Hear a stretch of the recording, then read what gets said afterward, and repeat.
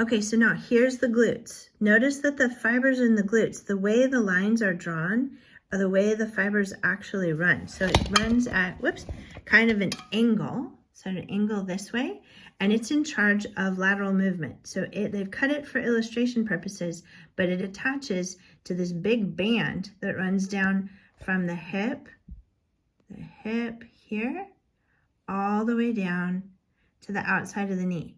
So there are no real muscles on the outside of the leg. There's just this gigantic band that the glute comes over and attaches to. So if you want to get strong and move sideways, this is your muscle. That's the glute. The problem is that most people only walk straight ahead, and that's not the natural direction that these fibers like to contract.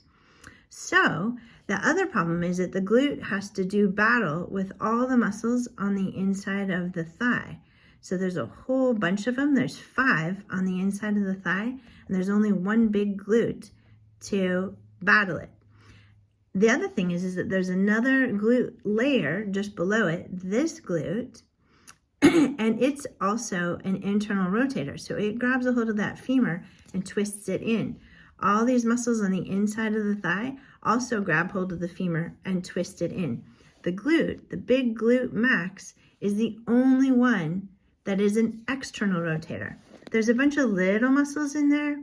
There's the piriformis, this guy, but that's like fighting 5 or 6 muscles with a pinky versus a whole hand. So you don't want to rely on just this little piriformis in here.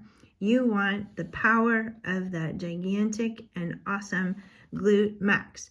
So the glute is one big goal, and we have to balance out the muscles on the inside of the thigh here. Remember, there's 5 of these and only one glute to balance it. And then here's the hamstrings. 1 hamstring, 2 hamstrings, 3 hamstrings, right there. So those guys, we're busy working on those because they're busy getting dominated by the quads. The glute gets dominated by the muscles on the inside of the thigh.